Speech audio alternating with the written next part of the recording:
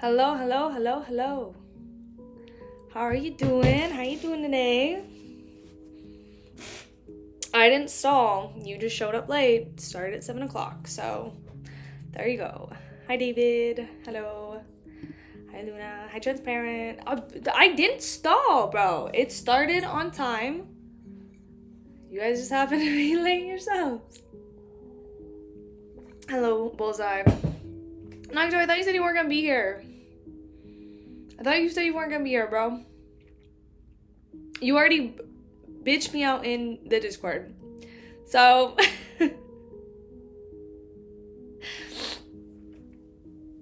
hello, Hire. Hello.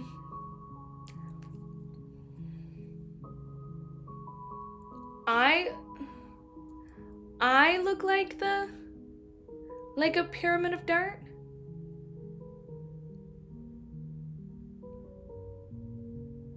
Why? What did I do to look like a pyramid of dirt? Thank you for liking my hair. This is my natural. Is it my hair? Bro, it's just, I just have naturally wavier hair. It's not even that bad, I don't think. Oh my god, is there a bald spot? Ooh, it's not even that bad. It's just wavy. Okay. I just leave it. Okay, I was told, Kami said,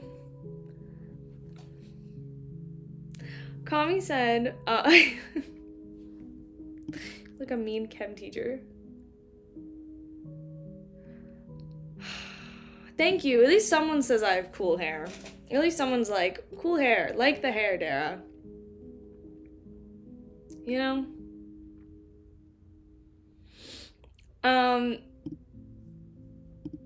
I promise I didn't get down with activities. It's just how this is just my natural state. I promise. Oh yeah, it's Ramadan right now. Happy Ramadan. Happy Chinese New Year. I was told, okay, so I'm starting, and I was supposed to switch the music last time, and I kind of forgot to because I was really locked in. So what am I switching the music to? Oh, this on my lip? Dude, I ate shit. Look how bad I fucking bit it, too. It's, really bad.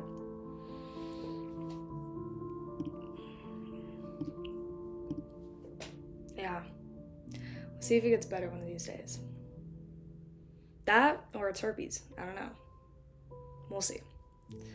What song am I supposed to change it to? Because I can't read this without changing the song, but I don't know what song I'm supposed to change it to, because then Kami's gonna get really mad at me. And then that's not my fault.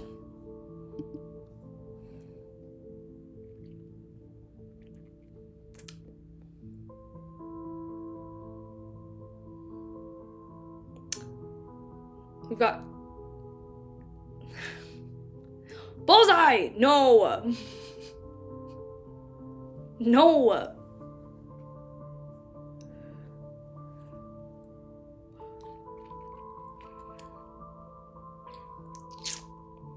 Okay, I'm just gonna start reading. I guess no music change. Not my fault. I don't know what I'm supposed to change it to. Anyway, chapter 876, Art of Diverting Trouble. Starting off with Amon.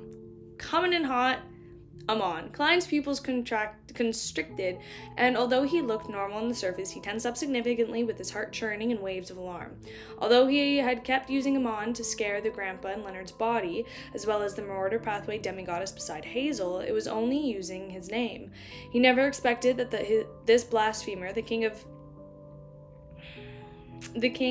of angels, would arrive in Backland so quickly. He was even looking for the organization that believed in the fool. In fact, although it's a surprise, it's understandable. With Backland having an angel and demigod at the marauder pathway, it was only a matter of time before Amon arrives, based Amon arrives based on the law of beyond a characteristics convergence. The only problem is that he has been searching for something in the forsaken land of the gods for many years, so it's unlikely he would suddenly abandon his search. Besides, his mausoleum on the outskirts of Backland has been destroyed by the machinery hive mind, making this difficult for him to come and go as he pleases. Therefore, this isn't his main body, but an avatar that exists in the northern continent. Oh. Interesting. An angel of the mortar pathway should be good at using worms of time to create avatars. Amon must be stronger than them. Klein's thoughts raced as fast as lightning, and he gradually came to a certain conclusion. At times, he even suspected that the mythical creatures of the mortar pathway was a bunch of worms of time that combined together via a certain method. As the mortar pathway's king of angels before the cataclysm, Amon definitely knows what the name of the Fool means and can detect the corresponding aura. He might even wish to steal control over the Grey Fog. He came here for the Fool this time. This is really going to be a headache. After his initial shock, Klein gradually composed himself. What he was most afraid of now was that he would end up encouraging blasphemer Amon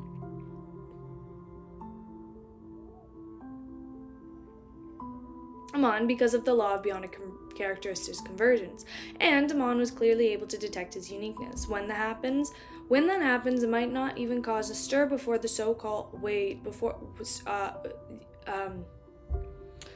shut up. Before the so-called the Fool, oh my god, had to consider if he could be resurrected. After all, this was the king of angels, in existence just second to the true god. Furthermore, the mortar pathway was also unknown for their deceit and concealment. Amon was necessarily afraid to take action. Even the Backland, perhaps stealing the fate of others, was a strength of his. From the looks of it, temporarily leaving Backland to head for West Balam might not be a bad choice. Anyway, the biggest problem stems from myself. If I had already advanced and become a bizarro sorcerer, I'll be able to hide the Grey Fog's aura. Even if I encounter Amon, I won't have to be afraid of exposing anything. Klein drew a silent breath as he once again felt the sense of urgency. He needed to quickly push open the door to sequence 4, change his existence, and become a demigod. For this, he needed to work harder,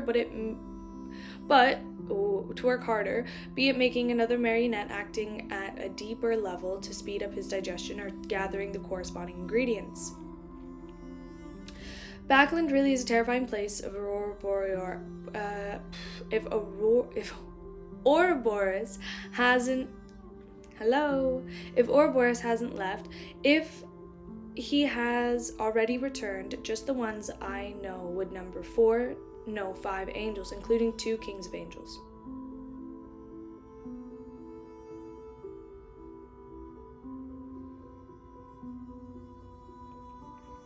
Kami, it's not my fault. So I tried. Whose whereabouts are unknown. A former king of angels that fused with the wills of 2 other angels. If the Rose School of Thought's abomination, Suon, comes in pursuit of Garamond Sparrow, that would really be a bustle. This would be nothing compared to the demigod-level battle outside Bayham City. Klein looked at the sketch drawn by Ian as he vaguely shook his head. Okay, got it. He shook his head to Ian and Merrick. He had said no because he hadn't known the monocle man, but in fact, he was expressing his exasperation. I'll have to leave. I'll reply to you before midnight. Klein took off his hat and bowed, slowly walking. What was I supposed to... Wait, good thing I said to put the last music at the start of stream. I said I didn't know what I didn't know. Well, I don't know what song it is. Like, what song am I supposed to play? That was the thing. I was like, I don't know what song I'm supposed to play. So, if somebody wants to tell me, that'd be super cool. But that's okay. Okay, perfect.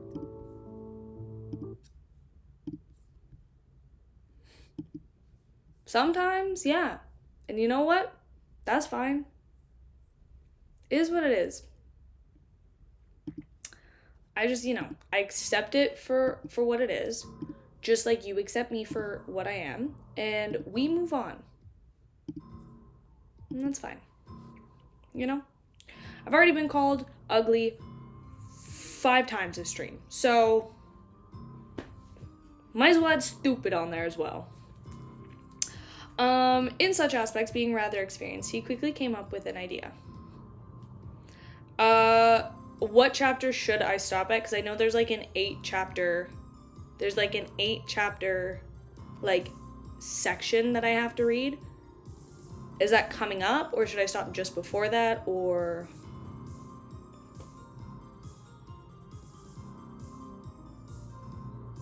Oh, am I doing the 8 chapters right now? Okay, well, I'll just finish when I'm done the 8 chapters then. So 876 and then onward. Sounds good. So I'll do it up to like 875. Something like 874, 875. Whenever is like a good time to stop. It was to find something for Amon to draw his attention away. As for what that was, it was definitely something he found irresistible, something that he would definitely be interested in. For example, an angel of the Marauder pathway, Pala Zorast. Perhaps this was key to Amon's ability to become a sequencer or true god. It would be something far more important than finding the organizations that believed in the fool. Of course, Klein definitely wouldn't directly sell out Leonard's grandpa because he had yet to show any ill intent to date. His thoughts were simple: to inform the matter that Pala Zorast, that Amon was already in Backlund. He wanted to see the reaction of the angel who had survived since the 4th epoch. Then he would follow up based on the situation. If that grandpa was helpless against Amon, who likely only an avatar, he can only get Leonard to use the excuse of a mission to leave Backlund and hide from Amon. As for me, I'll have to bring forward my trip to Westballum. I'll just say that it has something important to do with my network.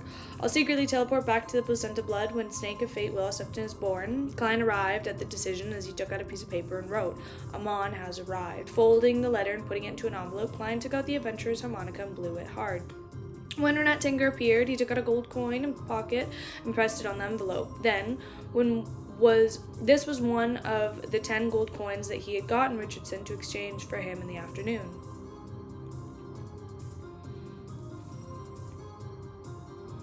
Yeah.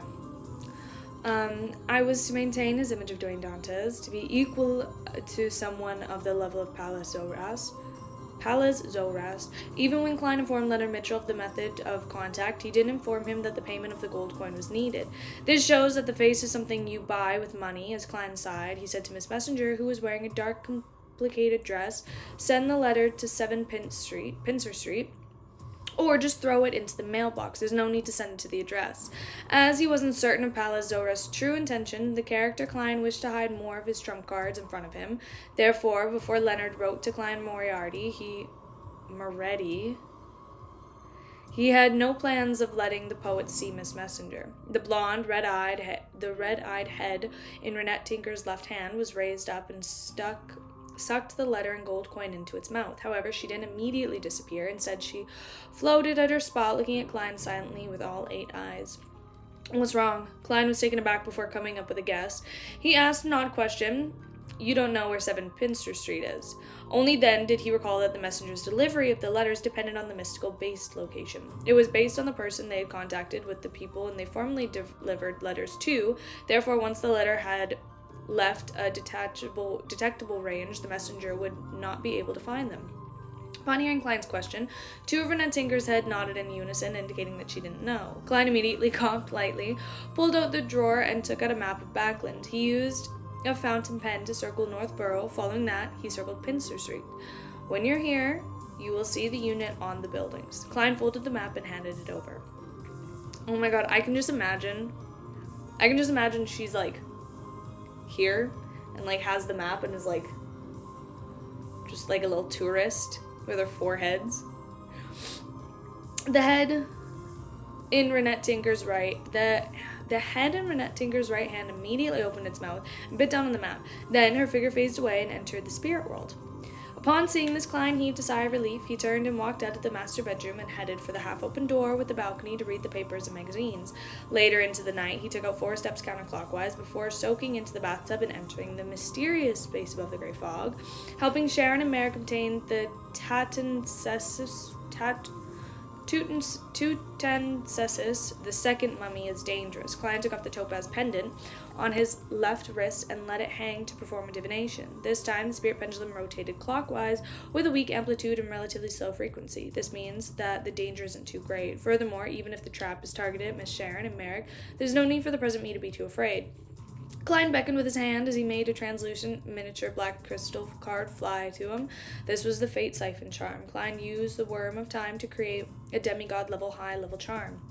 Right on the heels of that, he summoned Creeping Hunger and the Sea God Scepter. Wearing the former, he picked up the latter and recorded Lightning Storm and Hurricane. The mutated and upgraded Creeping Hunger could use Mr. X's soul and characteristics to record 2 demigod-level Beyonder powers that didn't exceed Sequence 3. With this, Klein no longer needed to borrow Lim on his travels anymore. Furthermore, it was more convenient after all. Flipping a spellbook affected his use of Death Kneel and the Fate Siphon charm, unless he grew another 2 hands. After making his preparations, Klein returned to the real world, pulled out a piece of paper, and wrote simply, exact time, location, and plan. At 1 a.m., Leonard, who had slept 2 hours, woke up energetically. He prepared to leave 7 Pinster Street and head for St. Samuel Cathedral's basement. Just as he stepped out the door, he suddenly had spiritual intuition trigger before subconsciously casting his gaze to the side. A look of puzzlement flashed his eyes as he walked over and opened the mailbox. During the dinner, he had cleared the newspaper bills and letters inside. Typically, there wouldn't be any items in the mailbox until daybreak. After all, the mailman would have clocked off work and returned home. However, this moment, there was a thin letter waiting silently at the bottom of the mailbox. Old man, you didn't inform me of a new letter. Leonard said softly as he picked up the letter. The silent, aged voice in his mind replied, the person didn't enter. Klein knew that old man's senses were limited to his body, hence he didn't speak further. He tore open the envelope and took out the letter, flicking it flat. The letter was mostly empty, with just one short line, Amon has arrived. Amon has arrived. Leonard's pupils dilated immediately. At the same time, he heard the parasite inside him gasp for the first time. Interesting. Huh.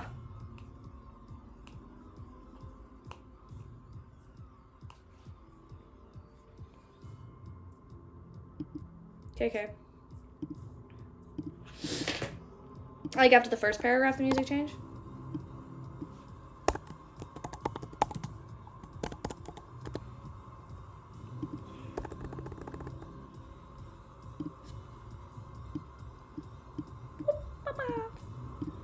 Okay. Towards Amon, Leonard didn't have a strong, direct impression of him. All he knew was that the most feared enemy of the parasite in his body, he was the culprit that left the mysterious and powerful old man injured to that day. Therefore, he quickly calmed down and asked with a suppressed voice, what do we do now? In his mind, the slightly aged voice sounded after 3 seconds. The one that came...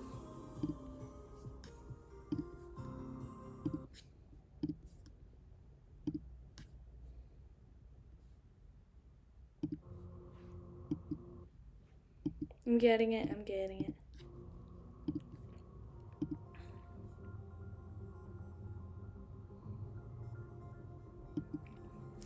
The one that came probably isn't Amon's actual body, but one of his avatars. He is indeed blasphemer. Amon is an angel.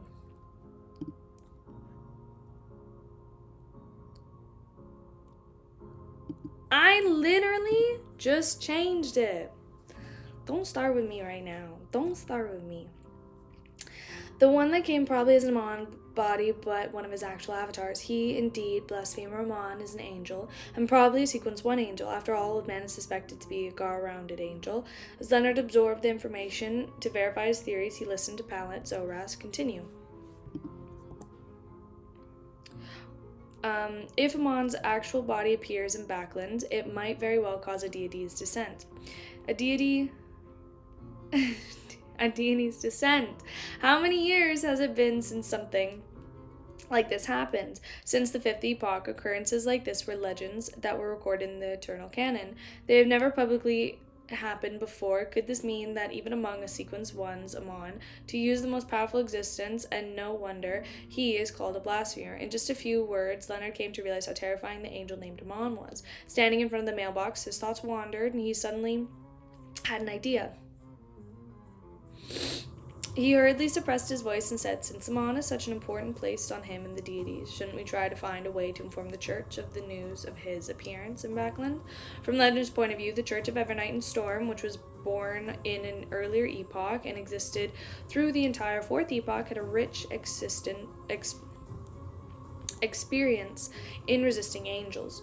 They were the best choice to dealing with Amon. In his mind, Palat Zoras chortled. It's useless. It might even be something Amon wishes to accomplish.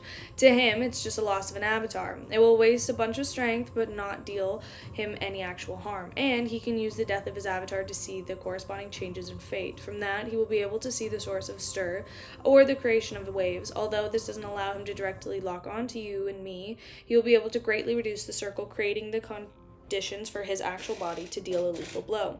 Besides, do you think there will only be one avatar of Amon and Backlund? Based on his abilities and styles, he might only have one avatar and he doesn't hide, but in fact, surrounding this beacon of several or dozen, or even more than 100 avatars.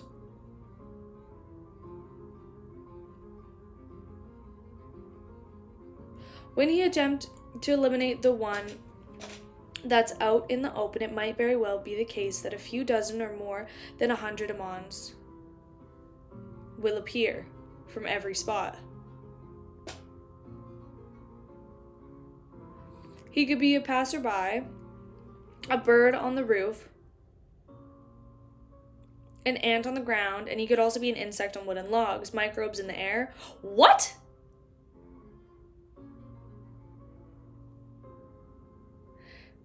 One who isn't a demigod wouldn't notice it, even if his avatar invaded their bodies.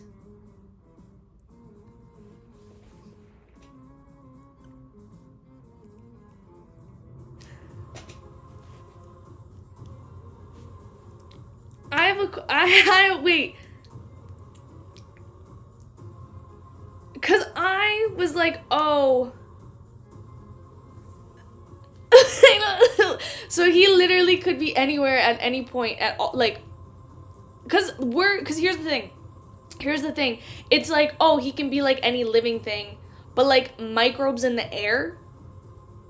What the fuck are you talking about, microbes in the air? Why am I breathing him in? What, like, oh my god. Also, why is the internet starting to crash right as he comes? No! Bro. Okay.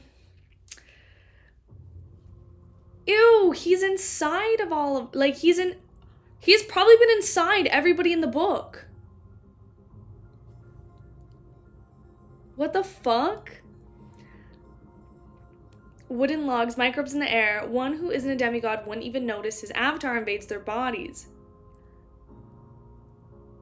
As he listened to Old Man's detailed description, Leonard felt a chill run through his back. No, literally, because he's probably fucking right next to them. He's probably just chilling there. He suddenly had a feeling that the surrounding air was filled with countless Amons. You're afraid now. Palazoras chuckled. Yeah, no shit. If you understand how Amon can steal away your fate without showing any anomalies, you would be even more terrified. What do you mean by stealing away my fate? Leonard asked, feeling weary and puzzled.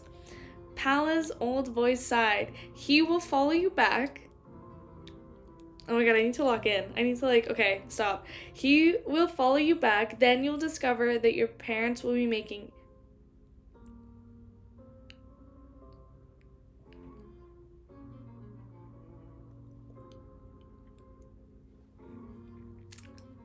Then you'll discover that your parents will be making him their son. Your wife will view him as her husband. Your child will view him as their father. Your friends, everyone you know, will treat him as you. And you will be the unlucky one. You will lose all connections to the real world and slowly die.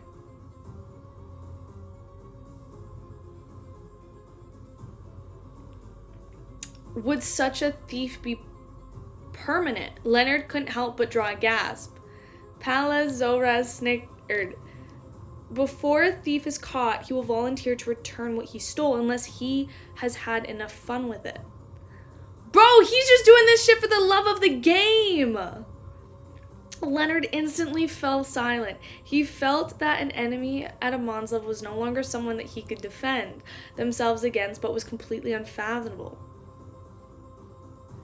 After a few seconds, he asked, hardly being able to hide his hoarse voice.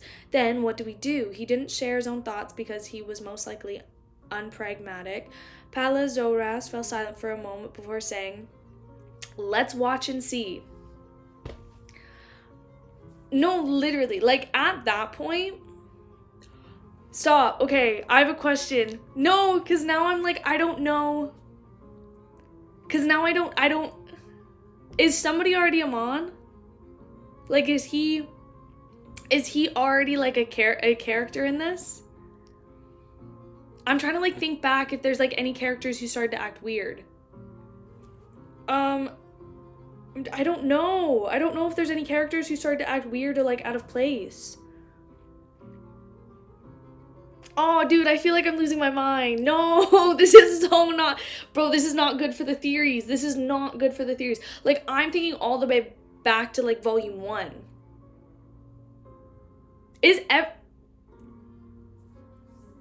I have a question. So here's the thing. What if, like, no, like, other than maybe a few people, like, what if almost, like, what if, like, everybody around Klein, they're just all Amon? Like, none of these people are actually real. Or, like, other than a few characters, but, like, everybody and everything is Amon. And he's just around and consuming him. Oh my god, I'm actually gonna puke. That's fucking crazy. Okay, inside the Bravehearts bar, Merrick was waiting. See, because now I don't even know. Now I'm like, I feel like I'm going crazy. Like, I don't even know if Merrick is actually Merrick or if it's Amon. Is this how it feels to read the rest of the book? Like, I don't know about the rest of the book, but, like, does this go on for, like, a few books where, like, you don't trust a single person because you think, because they might all be Amon?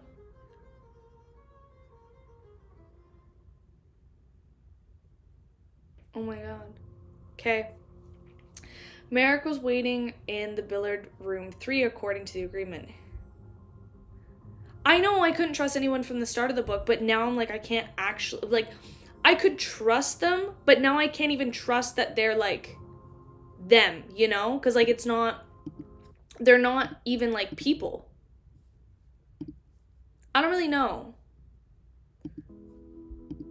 I don't know how to explain it.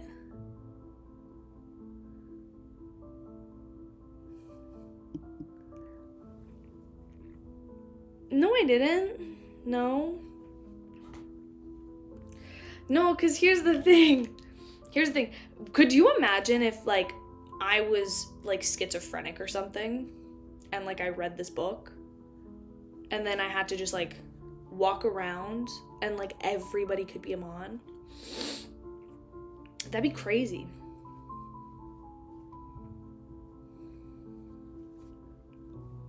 Bro, what if he's in my house? I already have, like, a big fear that I'm like, somebody's watching me. Now that's just gonna be, like, elevated. I'm already, like... No, I genuinely think somebody's in my house watching me now. Okay. Since Sherlock Moriarty had agreed to provide... No, don't do this. Wake up, they miss you. Wake up. That's so fucking rude. Just call me, that is actually so fucking rude. I hate this. Now I can't read. Since Sherlock Moriarty had agreed to provide help, discussing the operations detailed face-to-face was necessary. It was always something that could be figured out via an exchange of letters. Guzzling down a mouthful of beer, Merrick raised his hand and combed his hair. His pale face was drained of colors of blood and determined... No, because I feel like Merrick might be Amon now, because I'm like, I don't know.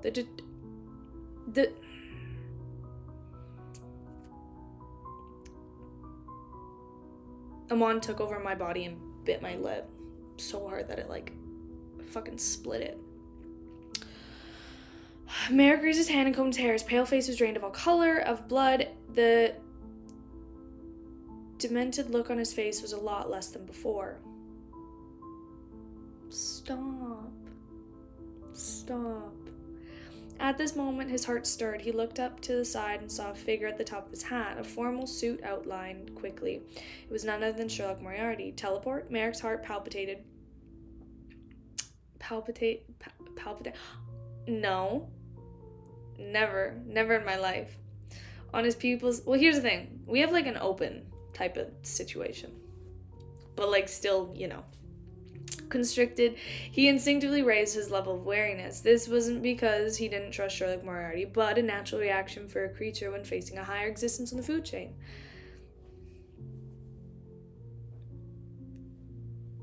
At the same time, he noticed through the corner of his eye that Sharon's doll-like figure had appeared in the high stool. Klein pressed down his hat and bowed at the two. He said with a smile, "What am I most concerned about is the amount of intel you have. If there's sufficient intel, the chances of success will be higher than the risk lower. Let me raise a simple example. Do you believe..." I genuinely have like a chill running up and down my body. Like when you're just like, when someone like whispers ew. You know what? Oh. When someone like comes up behind you and they like in your ear and it like grosses you out. That's how I feel right now. I don't like it. What I'm most concerned about is the amount of intel you have. If there's sufficient intel, the chances of success will be higher and the risk lower. Let me raise a simple example. Do you believe that the mummy doesn't have any problems? Can you confirm which coffin it is? Fuck you and your nightmare. That's so rude. It is in. If you can, I can teleport over before the guards react, traveling with it through the spirit world. That way the problem will be resolved. Just as Merrick tried recalling, he heard Sharon say in a calm tone, "It can be confirmed which coffin it is, but we cannot confirm that there are any problems with it." Klein nodded and pulled the chair over to sit. Hold up. Where is it? Did I lose my monocle? I should have worn my monocle when I was doing the whole Amon speech. What the fuck? I don't know where it is, dude.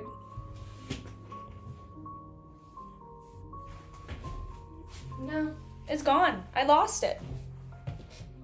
That's like really upsetting. Okay. I didn't want it anyway. No, dude, he took it away. Hello there. Bro, he took my monocle away. That pissed me off. Okay, whatever. I didn't want it. Okay, a trap meant for the Rose School of Thought. Merrick answered this time, he said in detail. In the ancient Highlands kingdom, creating a mummy was the tradition. Creating a mummy was the tradition of the esteemed person. It considered sacred for the pharaoh's mummy and not something to be blasphemed against. Back then, before the Lowen Intis and Fainer Potter allied. I did not say there to you hi. I did not say there to you hi. I did not say hi to you there. I said hi to Lydia, but now I'm going to say hi to you. I'm going to say hello there. You know? There you go. This time, one of the Highlands rebel armies had their secret base stormed, and the Lowen army found the mummy at the lowest level in the plan to deliver it to Backland, to hand it to the unknown military organization for research. To the pharaoh's descendants, this was an insult of the greatest order. They had sufficient motive to snatch the mummy back, and among these descendants, there's a demigod named Momosi, I think.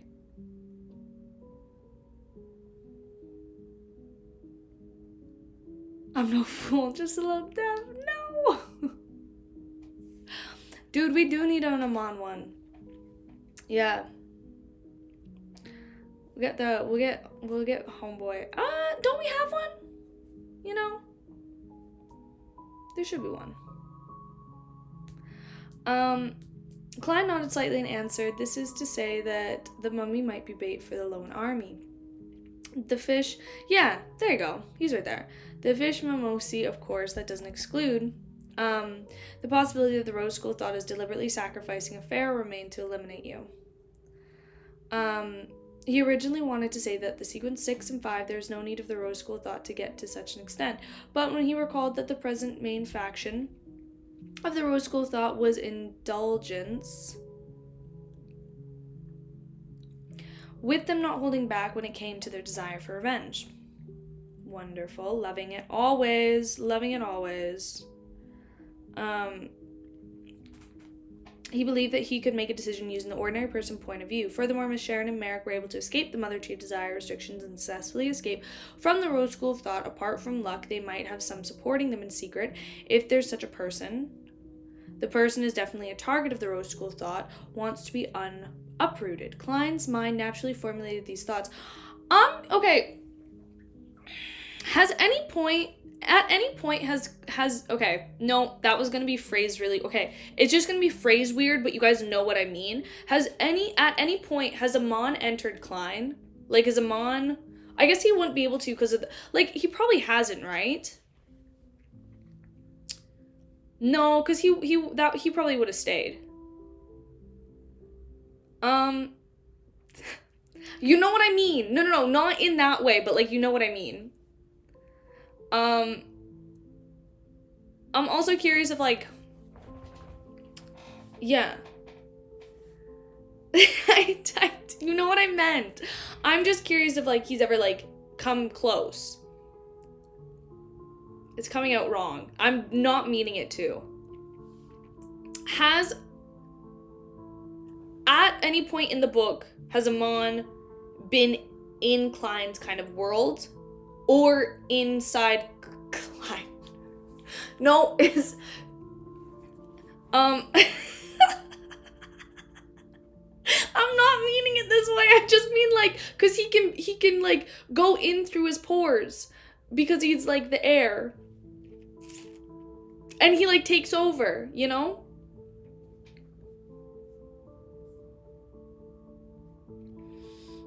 No, this isn't what I mean. I'm just gonna keep reading. Yes, Merrick said as he rubbed the corners of his eyes a large amount of words.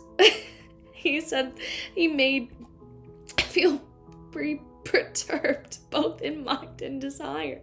Klein thought for a moment before saying, if it's the former, the situation might be troublesome, more troublesome than I imagined. To deal with a demigod with companions, the lone army will have to will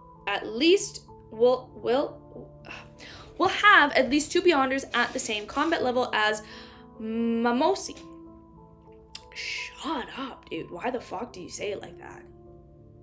Shut up, Mom. Okay, really quick, because I am locking in. I'm going to tell you after. In ambush, apart from that, they will definitely have some redundancies and prevent the accents. For example, they will prepare a grade 0 sealed artifact. In short, this isn't near Backland or made into a joint operation. With the 3 churches, it might not be possible to so easily set up such... Yes, you got it! No, literally. Shut up, Mom. Silence from you. You're cut off. That's been my vocal sim for probably... the past 5 days, and I've said it more times than I think people have said my name my entire life. It might not be possible to so easily set up such a trap. Sharon's chin moved slightly as he nodded in agreement in Sherlock Moriarty's judgment. Klein didn't emphasize the difficulty as he said, therefore we have to obtain more accurate and detailed intel. From that, we can make more targeted preparations. This will allow us to achieve our goals. Without waiting for Sharon and Merrick to say the word, he added, I know of a secret existence for magic mirror divination. He strictly adheres to the principles of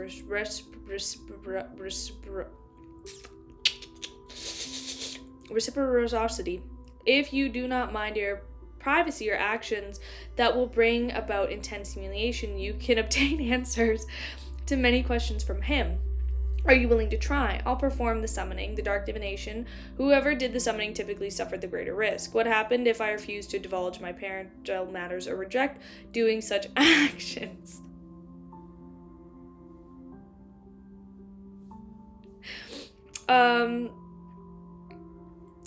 Merrick asked with narrowed eyes. Klein sincerely replied, you'll suffer a lightning strike, causing quite significant damage. Lightning strike. Merrick originally believed that with the zombie's toughness, it wasn't too big of a problem to suffer any direct damage, but he had never expected to be lightning, which was relatively strong against the dead. He hesitated for a moment and glanced at Sharon. After receiving an affirmative nod, he exhaled and said, okay. Klein didn't speak further. He took out a piece of paper from his pocket and instructed, prepare a mirror. Just as he said that, a palm-sized mirror appeared on the billiard table. A regal-styled makeup mirror. Klein glanced at it and drew a symbol with a mixture of concealment and mystery prying.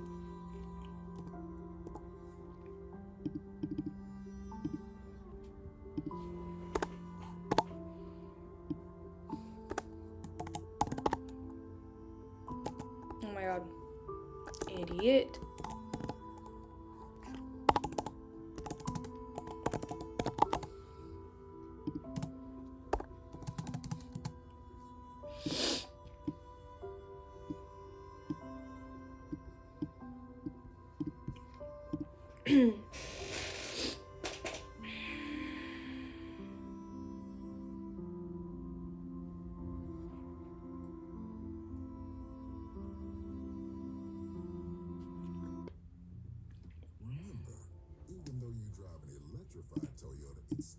Oh my god.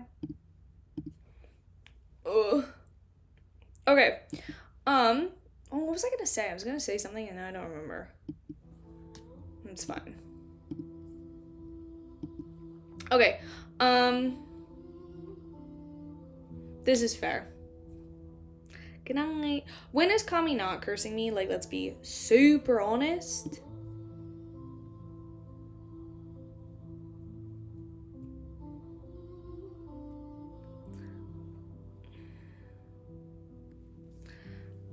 I didn't. No. Good night. I never said that Amon entered Derek. I just said that, like, Amon, you know. Did I miss the S? Oh, I did miss the S. Because my brain just doesn't process that it's a double S, you know?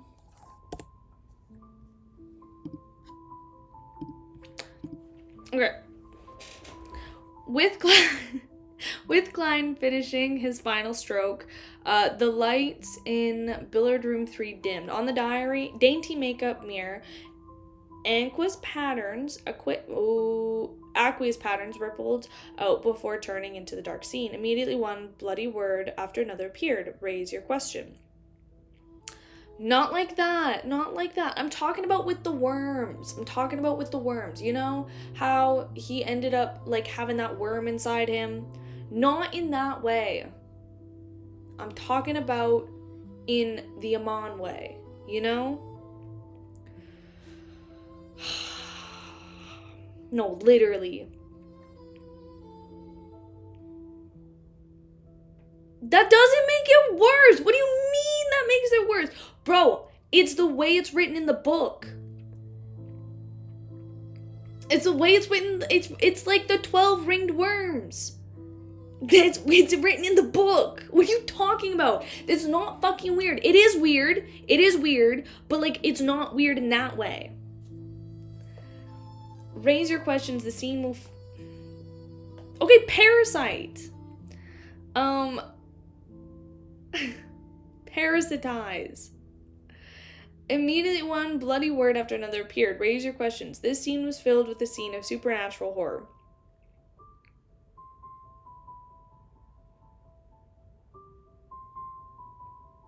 At least I didn't get called the dumbass this time.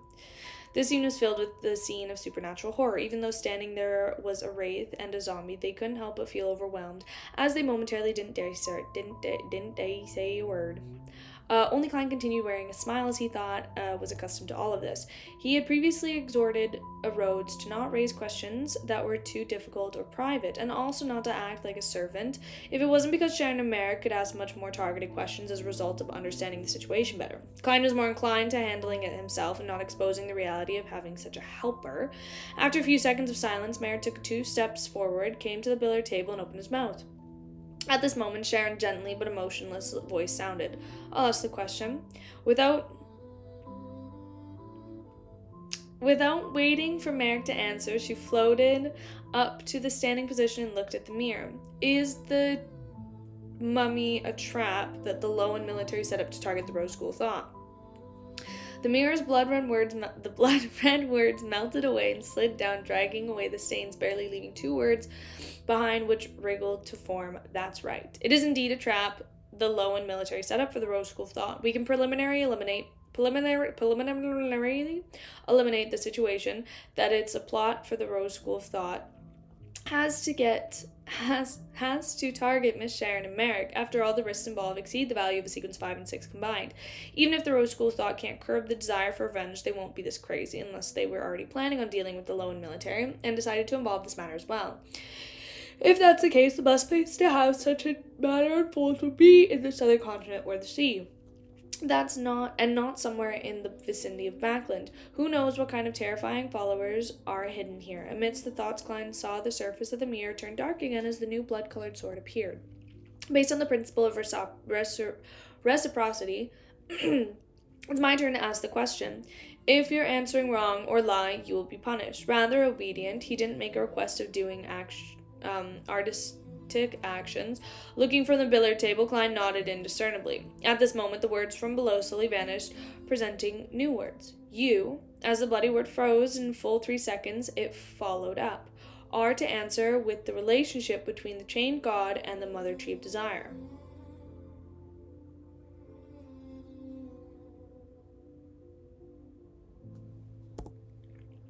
For some reason, Klein felt that the remaining parts of the sentence had its blood-colored text darkened significantly. Thankfully, the question wasn't too out of place, and it was something that he would like to know. Sharon looked at the mirror and replied in a deadpan manner. Since the 5th epoch, after the perishing of death, the Eggers family gradually lost control over the Star Highlands and Paz Valley, allowing those places to have their own Beyonder organizations, the Rose School of Thought. In the beginning, there wasn't the Mother Tree of Desire, only the Chained God. The Rose School of Thought advocated temperance and established a religious ritual system, including laws. Former members led ascetic lives to deal with the repercussions of receiving powers. One day, a divine revelation added terms about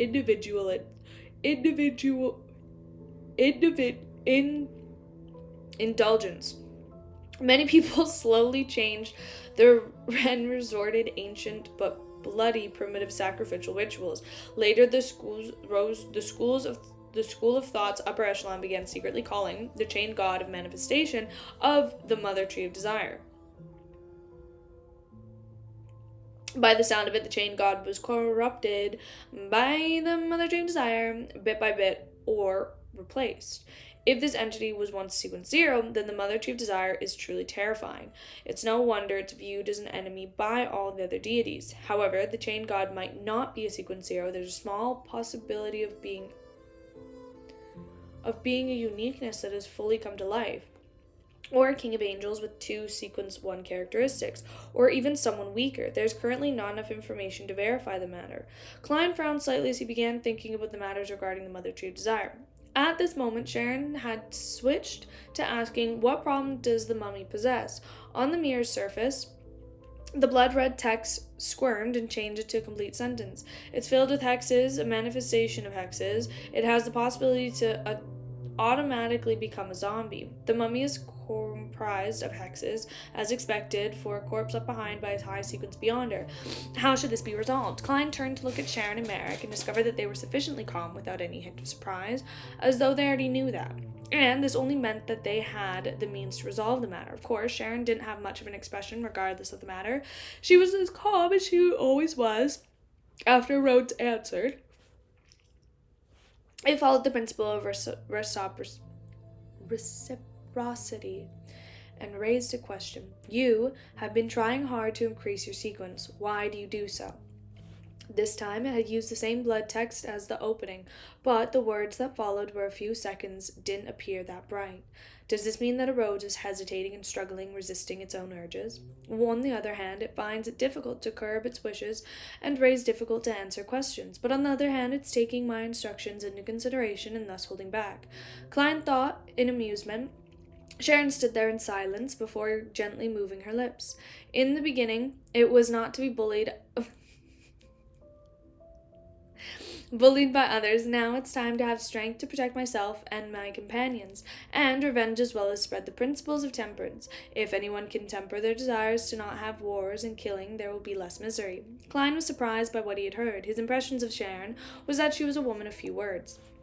It wasn't that she couldn't say that many words, but that even if she had much to say, she held back greatly and didn't provide any additional descriptions. For example, in her answer to the first question, she had simply recounted the situation, and although she appeared to say a lot, she didn't have one word more to anything subjective. The words she added towards the end of this relatively talkative act, based on her character, this was something that's been on her mind, a point of view that she has been repressing for a very long time.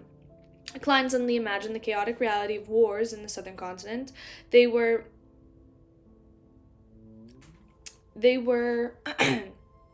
lands with plenty of slavery.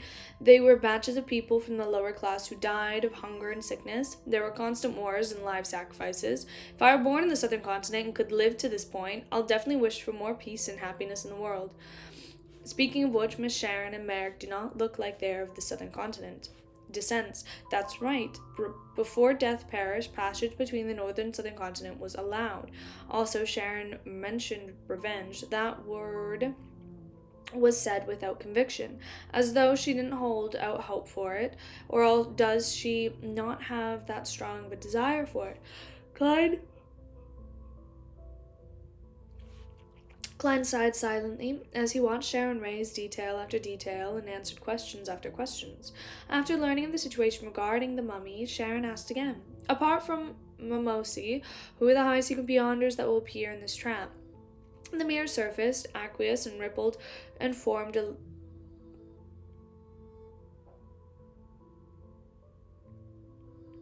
nice.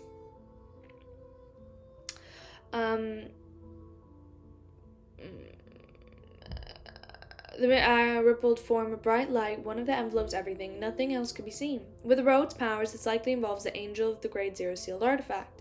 Klein retracted his gaze and said to Sharon and Merrick with a smile, from the looks of it, it's as I guessed. The Loan military has prepared plenty of redundancies. Sharon nodded slightly. She continued staring at the mirror, awaiting a second existence to raise his question. The blood-colored text squirmed and no longer paused like before. Everything appeared at once. What are your thoughts regarding your teacher? Teacher? Miss Sharon has a teacher? That's right. As part of the temperance faction, to not be influenced by the Rose School of Thought, which had changed internally, and what am I writing? And to keep her original path, someone must provide her with help. This is also one of the reasons why she and Merrick could escape. Enlightened, Klein anticipated Sharon's answer. Sharon pursed her lips. I respect her. She used her.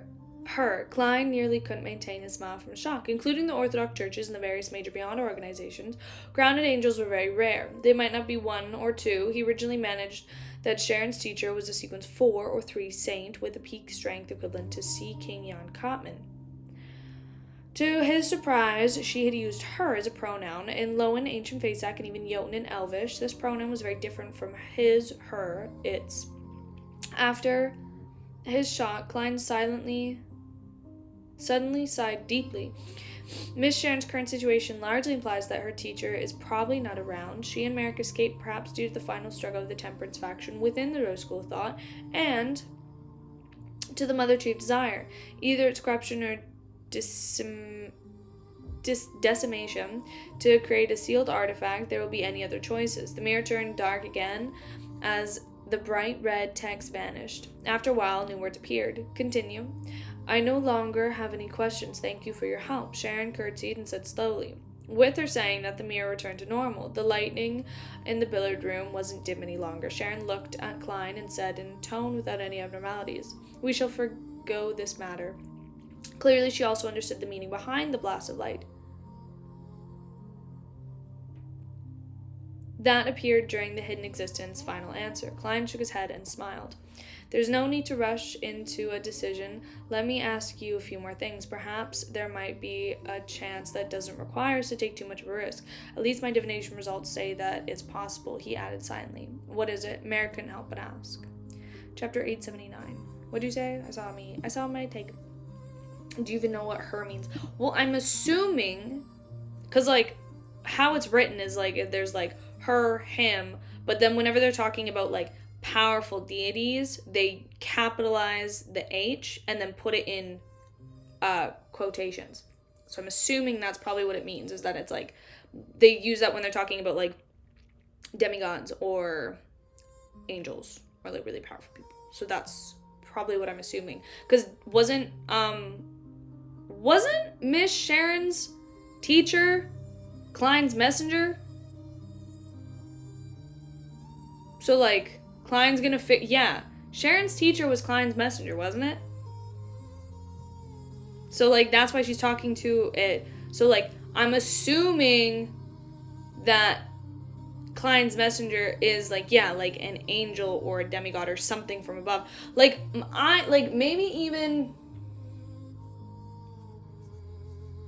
I don't know, maybe it's even like the Evernight goddess herself. Who knows? Maybe it's like a demigod or the something like that.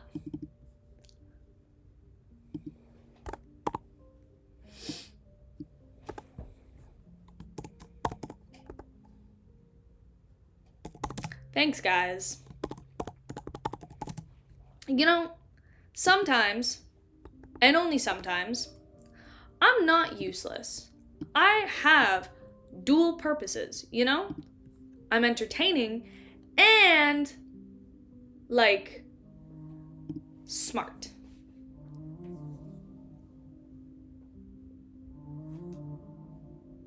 You know? Works. Well, she's probably an angel. Probably an angel. Chapter 879, dual purpose. No, Merlin, we were just joking. It wasn't the last chapter. I have like 4 more chapters. How many chapters have I read? 6, 7, 8. This will be, 6, 7. Kill myself. 6, 7, 8, 9, 10, 11, 12, 13. So we're going to go to chapter 883. I don't know where Evernight came from. I was just throwing out ideas, just throwing things out there. I realized afterwards that it, like, he said angels and above, and I was like, oh, okay. And then I was like, we'll leave it there. And I was like, okay, so, yeah. Upon hearing Merrick's question, Klein picked up the piece of paper with the symbol that summoned a rose and shook it as he wiped away his smile.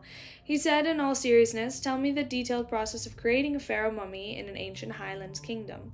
As he said that, the piece of paper was engulfed in scarlet red flames turning to ash. Merrick glanced at Sharon and replied after some thought, first step, lay it down for 3 to 5 days and use some auxiliary methods to make the bionic characteristic naturally seep out and not become a sealed artifact confusing with any parts of the pharaoh's body.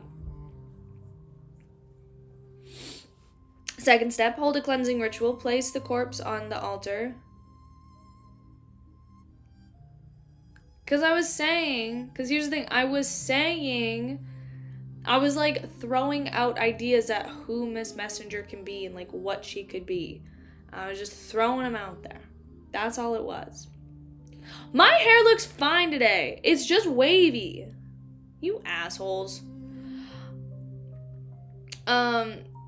Second step, hold the cleansing ritual, place the corpse on the altar, pray to the chained god, and hope that half the deceased spirits remain in the body. This won't affect or return to the son of the god, and it can also allow the mummy maintain long period of spirituality. Third step, using beyond our powers or actual technology, move the corpse's brain, innards, and bodily fluids, leaving only the heart. Unknown, you weren't here for it. And when I started today, everybody was shitting on my hair and my cut on my lip. Rude.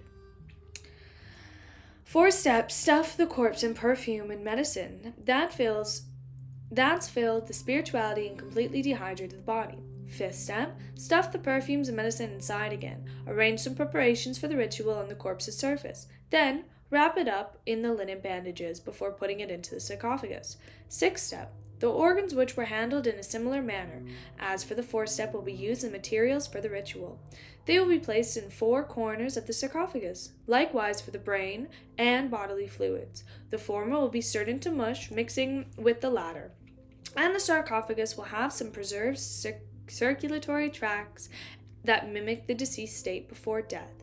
This can gather spirituality from the spirit world and the surroundings, making the pharaoh mummy an ingredient rich in spirituality even after most of the millennium. It can be made into a rather powerful zombie. Sounds like it has nothing to do with the enhancing one. Pretty sure her unintelligent can't hurt. What you say about me?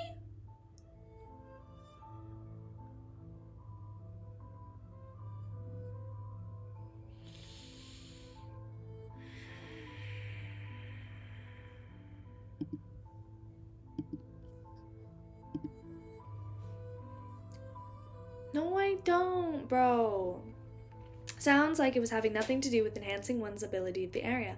I wonder how apothecaries turn such rot into miracles. Yes, this seems to be different in the way of Egyptian mummies are made on Earth.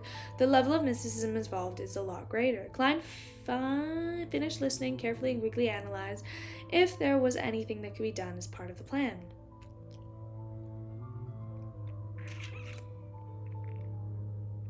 Bullseye, what'd you say? Bullseye, what'd you say? What are you yip-yapping about now?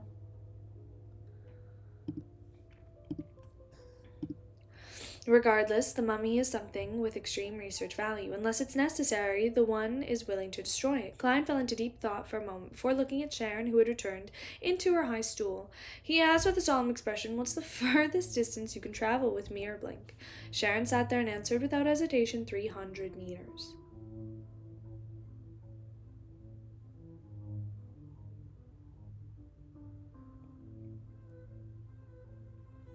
Ramadan might be the best thing that ever happened to my self-esteem. Nice. That's far enough. Much better than my flaming jump. However, this is expected. After all, a wraith's main trait is to come and go without discretion, while flaming jump is just part of the magic show. Not bad, this can be used. Klein couldn't help but inwardly make a poignant remark. Although he had once had a wraith's marionette, he didn't know the limits of mirror blink.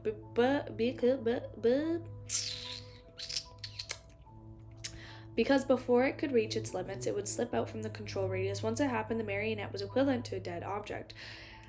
The blink would fail midway. You know what's crazy?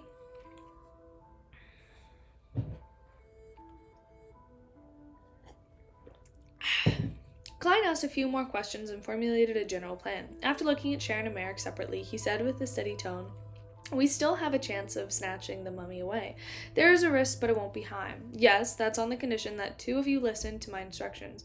Let me lead this operation.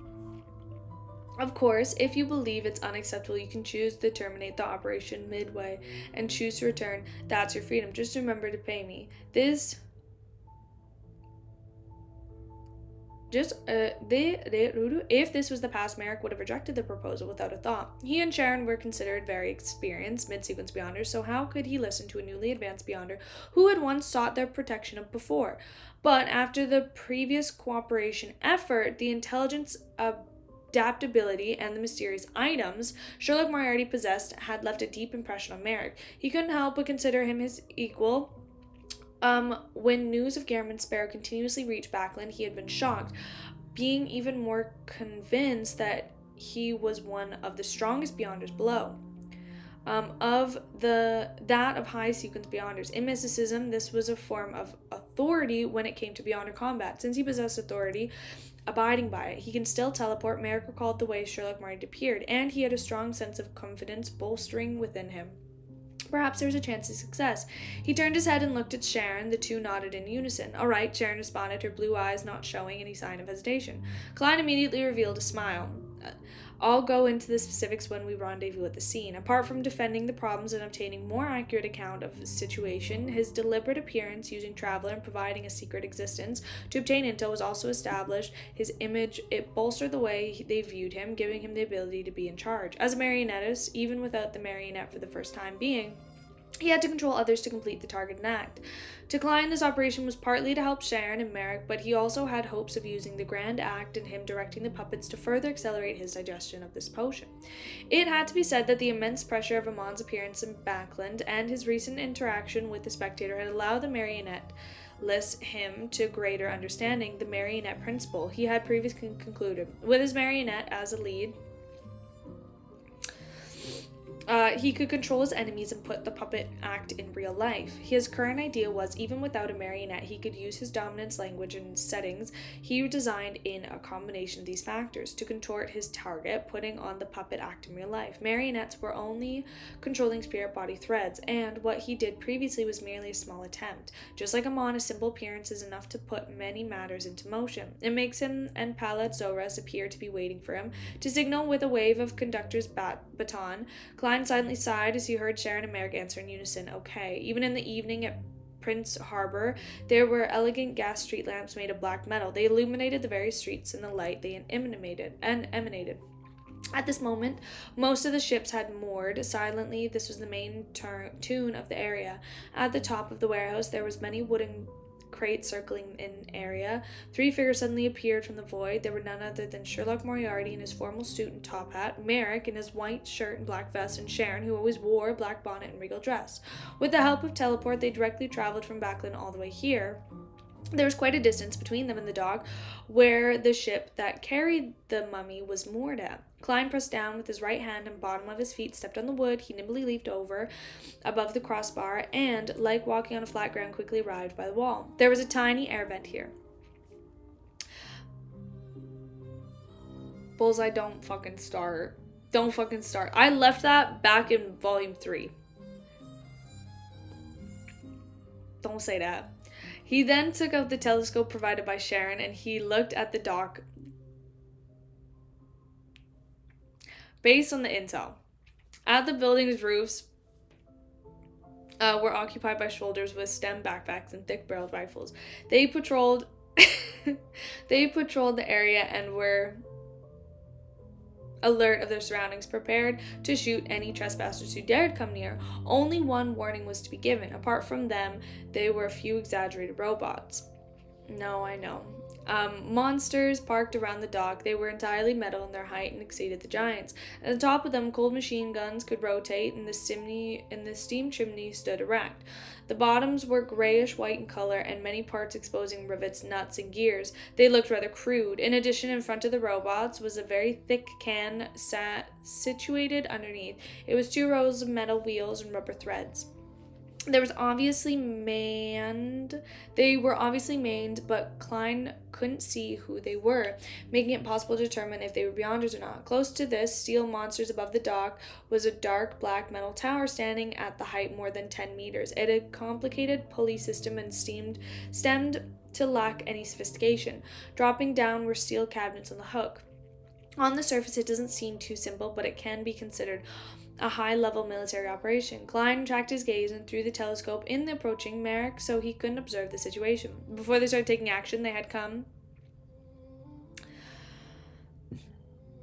to an agreement. It was not to use beyond her powers, relying on non-mystical methods to spy on the target to avoid sounding off alarms. After all, it was very likely that the demigod was lurking in the dock district. Of course, Klein had adjusted his powers and recorded inside creeping hunger. He had matched Paper Angel with Hurricane instead of Lightning Storm. After Sharon was kept up to date with the situation, Klein, who was standing by the wooden frame, revealed a seemingly relaxed smile.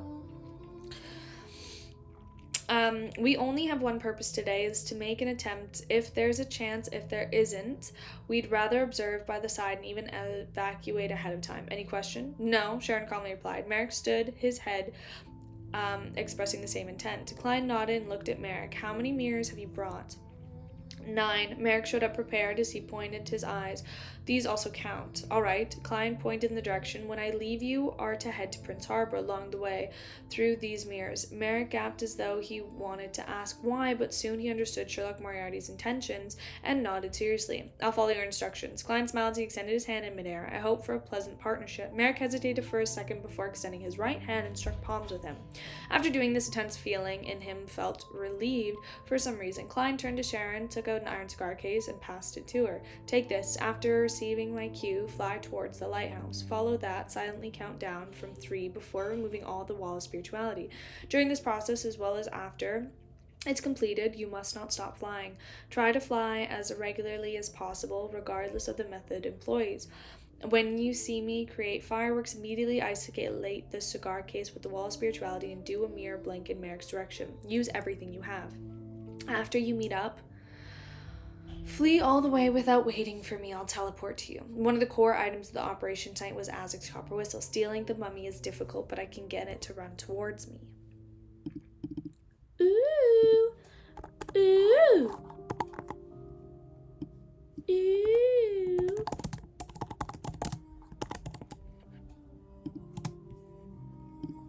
What time is it?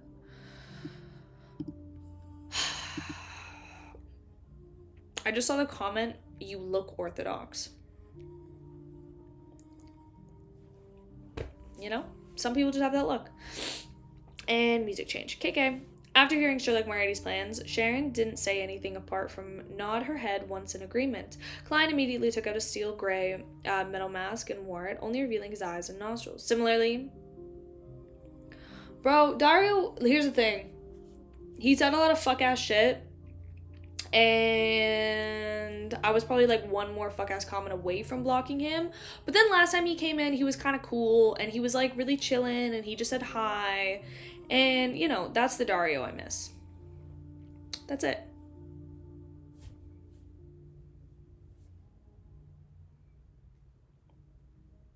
Oh, no, I knew he was talking to David. Yeah, because I saw David say, I'm Orthodox, and then Bullseye said, you look Orthodox, and then I was like, you know what? He kind of does. Absolutely does. Yeah.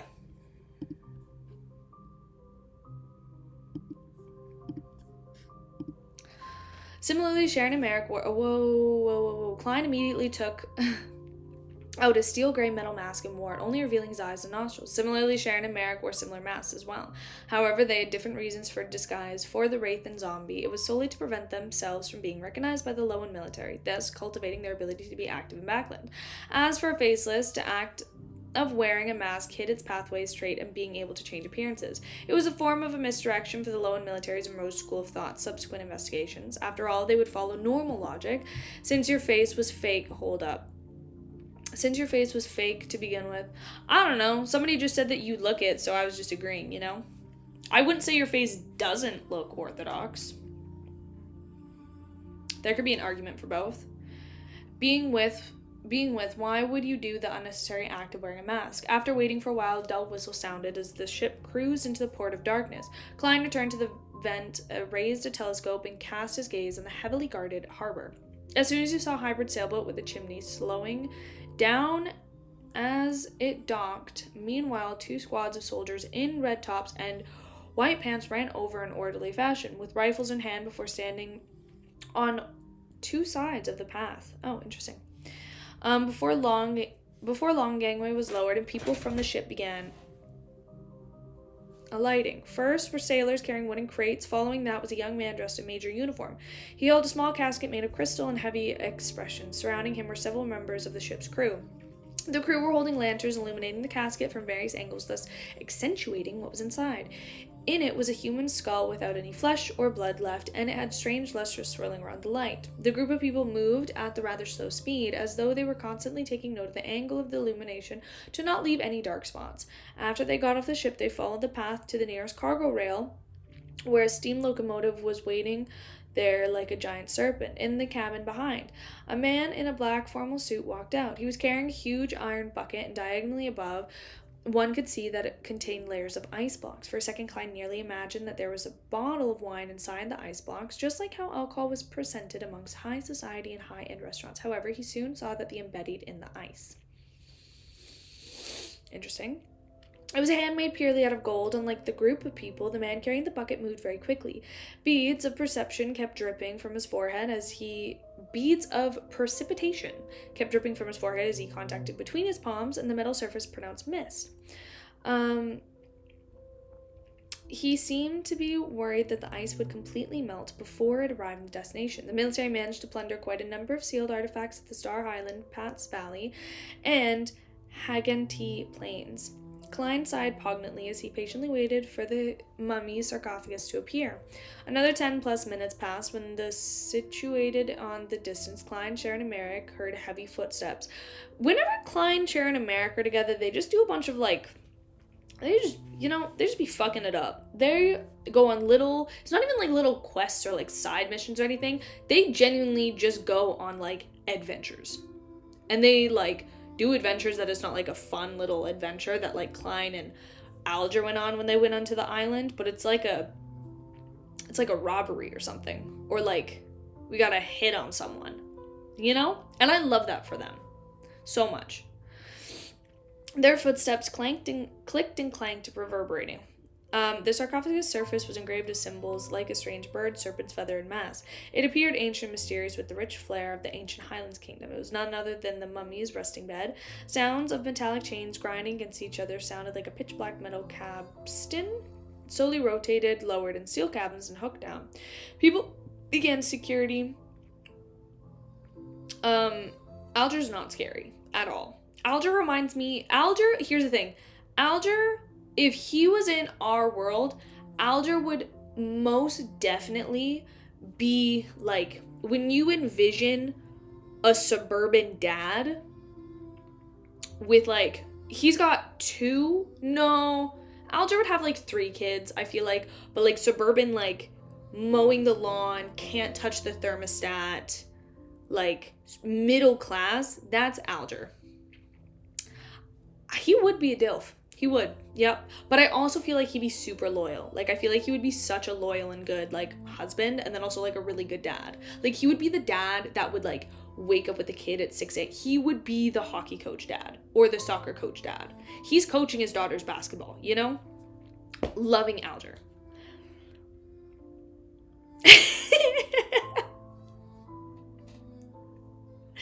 Sal, what's up? You came in at an awesome time. Alger probably would. Alger would expect greatness from his kids, but he would also be a great dad. Do I want Alger as... Hold up. Sounds of metallic chains grinding against each other sounded as a pitch-black metal capstan slowly rotated, lowering the steel cables down. People began securing them again in the corners of the mummy sarcophagus. Then, a complicated gear system began operating as the heavy sarcophagus was hung up, moving towards the topless carriage outside the harbor. With the sarcophagus landing. Okay.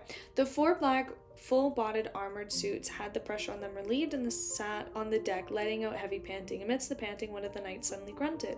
In a creative of his armor, dark red blood stemmed out from increasing amounts. Towards the end, tiny black armor worms began crawling out of the thud.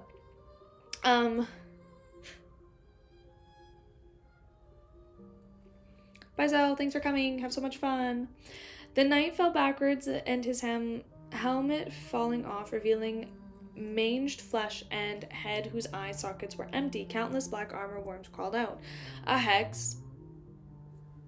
The mummy is a manifestation of hexes itself. Even when wearing armor with augmented blessings, it's unable to completely avoid being cursed.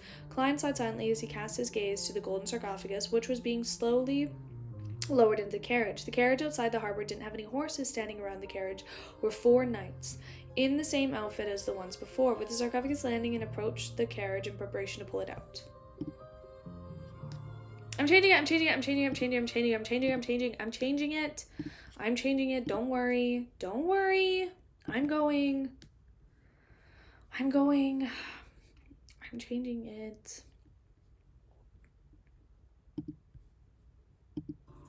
Nice.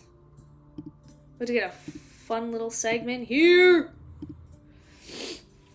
At that moment, the wheels of the carriage suddenly began spinning. As it maintained its balance, it began moving towards the side. At that moment, it seemed to come to life. Klein's mind tensed up as his gaze turned intense. The wheels span rapidly, slamming into the rocks, logs, and stepped on the irregular path. The carriage without any horses dragged the golden sarcophagus as it moved towards the empty spot on the harbor. The scene looked like the scene was described in a horror story. Close to the harbor, a steel monster with a chimney, cannon, and machine gun turreted around, and the deep voice was heard from inside the obstacle. Possession is prohibited here. Just as this was said, the carriage which was moving by lost its drive. After drawing out 2 long tracks, it suddenly came to a halt. At the same time, the figure wearing the white robe with golden threads was outlined in midair. He had pale, yellowy curled hair, and his eye sockets clearly recessed. His face was thin to the bone. It was a middle-aged man with mixed heritage from the southern and northern continent. His brown eyes had irresistible maleficence and madness. His rather thick lips were pierced and dense, patterned golden nails sealed his mouth. He exuded a sinister, terrifying feeling. According to Sharon's and Merrick's description of the characteristic and portrait, Klein instantly recognized him to be the important member of the Rose School of Thought, one of the leaders of the Highlands rebel army, Mamosi, who had the nickname the Silent One. Just as Mamosi appeared, he cast his gaze on steel monster that had issued the command. He completely ignored the mummy sarcophagus that was staying put diagonally beneath him. His previous attempt was appeared to determine the location of the Lowen military's demigod. In a snap, Mamosi raised his right hand and pulled at the corners of his mouth. The golden nails that pierced through his lips shot out like bullets as they no longer sealed his mouth. Following that, Mimosi opened his mouth. Klein didn't hear any sound, nor did he see any light that discovered a gigantic steam chariot seemed to warp like it was melting in the blink of an eye. It had transformed into a ghost with gazed eyes like messy wool. With the spurting sound, blood spewed out from the goat's abdomen as a blob of flesh rolled out. Embedded in it was a white glove with a golden mask. A beam suddenly shot out from flesh, carving through all the chaos endlessly its squirming flesh, and the blood began forming a humanoid figure returning to its original appearance. It was a black-haired, golden-eyed man with the mask. Interesting. Okay.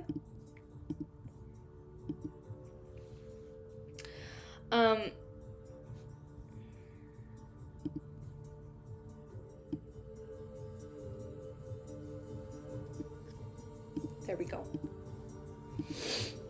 The doll seemed to be made out of old cloth, and there were obvious stains and specks of blood. Its eyes had been dug out, leaving 2 empty holes. The moment I saw light, the face began transforming its target. Its reference was none other than the demigod from the Lowen military. Its eye sockets were aimed straight at the man in the golden mask.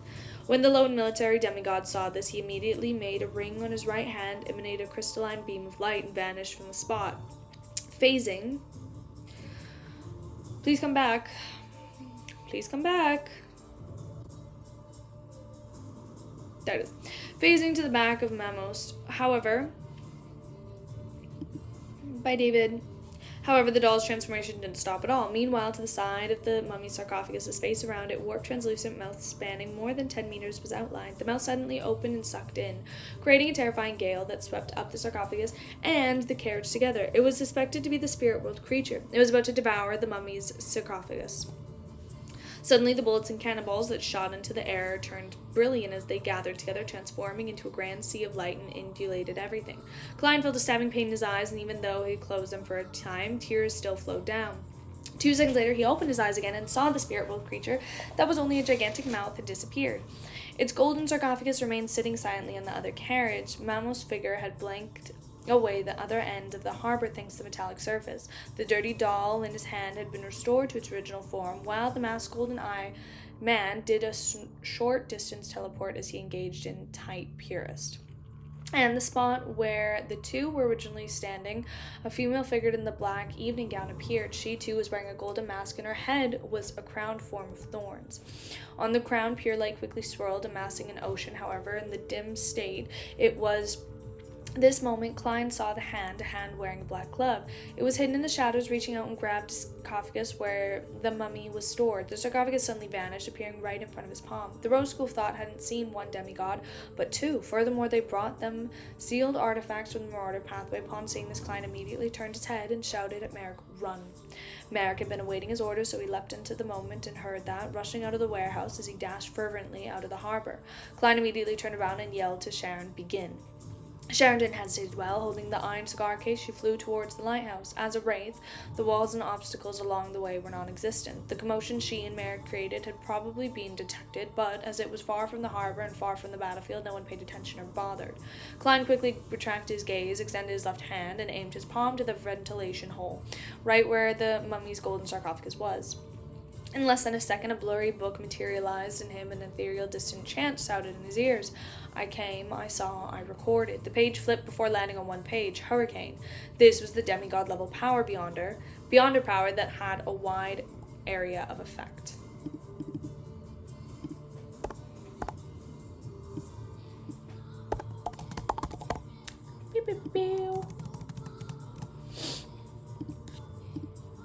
Okay.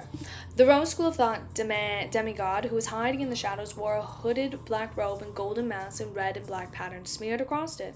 His figure could not be made out, but he was definitely not short, standing at the height of 1.8 meters. He used the Marauder Pathway sealed artifact to seal the sarcophagus, placing it before him. Immediately his blood phased away and drew out an extended form as though he had turned into a thick, long, and soft rope. The transparent, nearly ethereal rope quickly bounded his heavy sarcophagus in a bid to bring it up to the spirit world. At this moment, the strongest of wind sounded in the Rose School Thought demigod's ears. They clashed in the air, forming an explosive-like stir. The golden sarcophagus was sent flying as the transparent rope around it unfurled, shaking it into a humanoid form. The Rose School of Thought demigod floated diagonally downward in an uncontrollable manner before turning into a wraith, no, an evil spirit's form. He allowed the intense winds to blow through his body without making any additional movements. He saw eddies in the air swirl up rapidly as he was unrestrained. Hurricane suddenly appeared, sweeping up the rocks, gravel, trash, and parts of the harbor roof into the air. Even the carriage, which had been autonomously moving before, flew up because of its proximity. It was torn into pieces amidst the strong wind, seemingly lucky, but in fact the expected outcome. The shadows, where the Rose School Thought demigod was hiding, didn't have any lone soldiers and was far from the main path. The lady in the black overnight gown and the crown and the thorns was obstructed by the hurricane as her body involuntarily wavered backwards. She was unable to immediately rush to the golden sarcophagus that had been thrown up into the air, and she could only use her momentum to turn her body sideways, casting her gaze to the warehouse that stood far from outside the dock district. Immediately after that, she turned her head and looked at the Rose School of Thought demigod because she wasn't affected by the hurricane. Confinement. The lady, who was also wearing the golden mask, raised her left hand and grabbed the enemy's figure within her sights. The Rose School of Thought demigod had formed a spiritual intuition. As he sensed the danger with the help of the spiritual intuition, he did a mere blink ahead of it. Time leaping into the place of glass about 80 meters away. At this moment, the hurricane seemed to stabilize itself and rapidly calm down. The items that had been swept up felt like the ground, inducing the golden sarcophagus that contained the mummy. It slammed down a crater as it completely broke apart after suffering the wrath of the hurricane. The lid at the top flew up, scattering the gold and gems that were sealed at the top. 2 layers of the sarcophagus as burial items. Then, the lower level of the sarcophagus tumbled a few times, dropping golden boxes and jade containers that stored dissected organs. A corpse that was bound in yellow-brown cloth tumbled out. Its surface was covered in the dark red, oily liquid. This was none other than the mummy created after the mummy passed away. It was extremely thin, and its face had golden masks with patterns covering it, just like the mask worn by the demigod of the Rose School of Thought. Embedded in its eye sockets were 2 abnormally pure oxen gems. The moment the mummy appeared, the surroundings seemed to dim. The sarcophagus's main body stopped as dark red liquid flowed out of it, soaking the nearby soil. When the Rose School of Thought demigod with the Marauder Pathway sealed artifact saw the scene, he was first enraged before he thought of something. The look in his eyes turned to pleasant surprise. His figure vanished from the glass fragment phasing of the 2 onyx eyeballs of the mummy. Then he possessed the mummy in an attempt to pull it into the spirit world.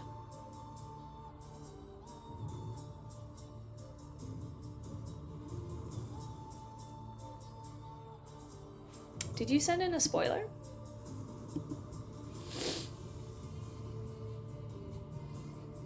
Female gentleman and female. Howdy, hello there. Simultaneously, the mummy with the slanted golden crown on its head suddenly bounced up, turning its oxen and butted face towards the only lighthouse in Prince Harbor. This pharaoh, which had been dead for centuries, produced an inhuman cry from its throat. Bound with yellowish-brown badges, it freed the shivering legs, shrouded off. It seems to be running around freedom, and it's been gotten one thing. It has a corpse and should be lying down in silence. The mummy finished accelerating just as it begun. Upon seeing this, the lady with the crown of thorns raised her right palm and aimed it at the mutated mummy. All the dead will receive their eternal peace, she said, as a few words in ancient Hermes. The mummy extracted strength in its legs as it leaped up, jumping into another direction. I wasn't trying to find the spoiler you sent. I saw that you were like, oh, I sent a spoiler, and I was like, bro, but what was it?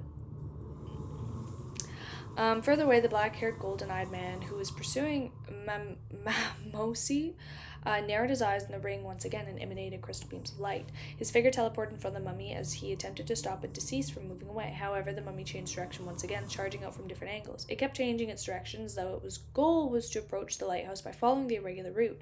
Heart stirred as he suddenly vanished, flashing into pieces of glass not far from the mummy. He used the springboard and finally appeared in the two onyx in the eye sockets, allowing the Loan military demigod to restrict possession of the Highland Kingdom's pharaoh with no ordinary items. It had a spiritual relief remaining. Seeing the partner succeed, the demigod with the marauder pathway sealed artifact didn't hesitate to extend its black gloved left hand, aimed at the lady in the evening gown. It gripped its hand into the fist before turning into a half circle. The lady immediately felt her thoughts go adrift for a second. Following that, she was bound tightly. Okay. By her own gown. Almost at the same time, the lone soldier far away from the warehouse rooftop found it difficult to control their rifles as they aimed the direction and pulled the trigger. The steel monster and thick cannons unleashed the cannonballs at the lady. The golden-eyed demigod didn't attempt to save his partner. Instead, he looked at the mummy, which had come to a stop because of Mamosi's possession. He gripped his right hand into a fist and waved it abruptly. Execution. A look of joy flashed past his eyes because it didn't matter if the mummy died again, but Mahosi couldn't afford that. Elsewhere, just as the bullets and cannonballs were hit the lady, they suddenly slowed down as though they had shrunken into quagmire formed of air. They were repelled by the power and stemmed from laws. On the lady's heart, the crown of thorns had suddenly using more than half an acumen ocean of light. The hooded Rose School thought demigod immediately discovered that this vanished from the location far away, as though he had fundamentally wiped away. This also meant that he had arrived in front of the lady and saw her raise her right hand. Gathered within her right hand was pure condensed light. They transformed into a blazing spear that had two pure white wings swept out on the tip, enveloping the spear like an angel's embrace. The Rose School thought demigod widened immediately as he heard the footsteps of death. He attempted to use mirror blink and leap away, but he found that the surroundings were sealed by the pure white wings. An intense sense of fear surged within him and inundated his reason, making him abandon his resistance towards the roots of being in a strength. At this moment, a shrieking wail sounded, and the lady's eyes temporarily turned turbid. The blazing spear in her right hand deviated to the side as she failed to maintain its stability. It collapsed onto a gorgeous blast of light as it was swept up in the air like a hurricane. In the vicinity of the mummy, Mamosi had stopped his possession. Beside him, a dirty doll fell to the ground. The doll's chest had a tear that nearly perpetrated it. Oh my god. Stop it. Why is there an ad that was, like, spooky scary? It wasn't even a good one. It was one for, like, Tim Hortons. It was locked in. Causing the nearby low and gold coin demigod to feel an invisible hand grabbing its neck and kick the struggling midair. I had an ad block, and then I didn't have an ad block. And then it was, like, pretty chill. But it's fine. Rose School thought demigod was struck by a blazing spear. When the latter saw this, he immediately used mirror blink to approach the mummy. That was still focused on moving the direction of the lighthouse. He planned on using the operation of force with Mahone to achieve a goal of their operations. At that moment, the lady in the evernight gown erased the distance, appearing directly above them. The crown of thorns and head emanated the purest light. She pressed down her right hand and said, "This place will have a mysterious weekend by the real strengthen." Just as she said that, the bloodstained doll immediately lost its expression and stopped shrieking. The golden-eyed demigod from the Loan military finally had a chance to catch a breath. He forcefully pulled away the hex hand and grabbed his throat. From that moment, the demigod's power rapidly declined. He attacks the stem from reality where the rapidly boosted. This also meant that the lone soldier was on top of the warehouse, and the stem chariot was slowly approaching on the threads of the victor of the battle. To the lone army, this was a situation where the advantage was extremely amplified. Right on the heels of that. Okay. Muhammad and the Rose School of Thought demigod immediately retracted. One of them tried to possess the mummy, while the other attempted to pick up the eyeless doll. They planned on escaping before the strength decreased to a certain threshold. Of course, the lady with the evernight gown and the golden-eyed demigod couldn't allow the enemy to do as they wished, but they were just about to take action, and light streaked into the sky, exploding the dreamy fireworks. Right on the heels of that, the two demigods felt their spiritual perception trigger simultaneously as they looked into the opposite direction. A hand changing up. I'm going. Honestly, to be honest, nothing scarier than not changing the music in time. Okay. A hand wearing a transparent glove reached out from the void beside. Oh my god. Where beside the mummy's golden sarcophagus, grabbing a handful of soil that was soaked in the dark red liquid. The liquid is a mixture of the mummy's brain matters and bodily fluids. It was ritualistic material used to maintain the spirituality, and the latter contained its blood. Mohammed and the rose school thought demigod who wielded the sealed artifact also looked over, and they happened to see a figure wearing a formal suit and top hat appear. The figure was bending its back, pick up the soil soaked in the dark red liquid. During the process, he kept his right hand to the left breast, as though he was bowing towards the demigods, then maintaining his pose. He looked to reveal his metal gray mask face before applying faded into nothingness.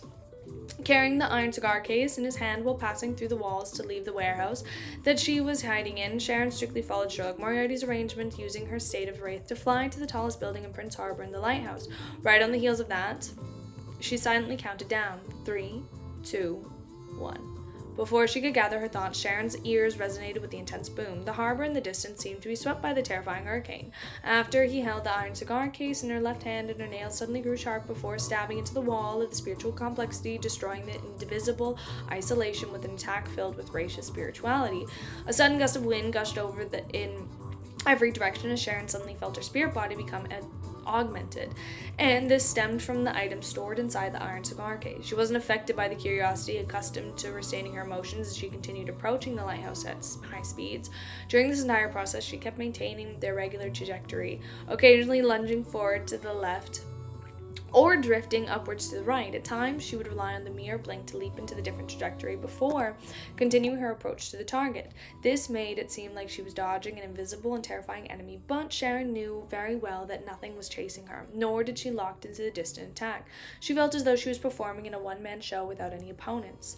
However, she didn't have any doubts, nor did she waste any time to observe or wait. She pretended that within the air of her surroundings was a silent one, Mohammed, Mosi, and the Lowen's military demigod, doing their best to dodge and slip past them. As her fight continued, Sharon's blue eyes, which were peeled towards the air, had a red stream of light reflecting in them.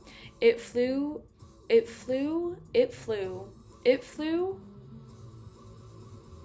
from above, suddenly blasting apart, turning into a beautiful firework. Was a mix of red, orange, and yellow. Sharon immediately retracted her gaze as she used her wraith fingernails to spew spirituality and reform the wall of isolation. She leapt towards the path Merrick had laid. There was a shattered mirrors placed in fixed distances in the periodic manner. With her dainty bonnet and black dress, her figure kept flashing to them, and soon she appeared inside Merrick's brown eyes. She then lightly took out a stride, an iron cigar case in her hand, and cast with the wall of spirituality. Merrick and Sharon didn't converse, nor did they exchange look with their eyes, as though they were being pursued by an invisible monster. They didn't dare stay put. Frankly speaking, they had a general idea of the role that each of their actions played. After all, Sherlock Moriarty had once attracted zombies and shadows with the copper whistle. As for Sharon's mirror blink, the two of them knew this trait well. However, they couldn't imagine how everything would develop. They had no idea how the detectives and many secrets would be able to steal the mummy under which of the few demigods. It wasn't a situation where the mummy could run if they wanted. The demigod were bound to stop. At that moment, they saw a figure materialize. He wore a black formal suit and half-top hat. His face was covered from an iron cigar mask, and his hand had a handful of dark red soil and brown book. It was none other than Sherlock Moriarty.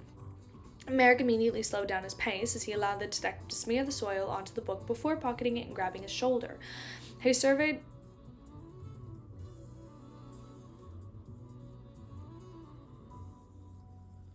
He surveyed his surroundings. However, he didn't discover the existence of the mummy. Did it ultimately fail? Having been mentally prepared for the failure, he sighed and watched himself, Sharon and Sherlock Moriarty, fade away and vanish from the spot.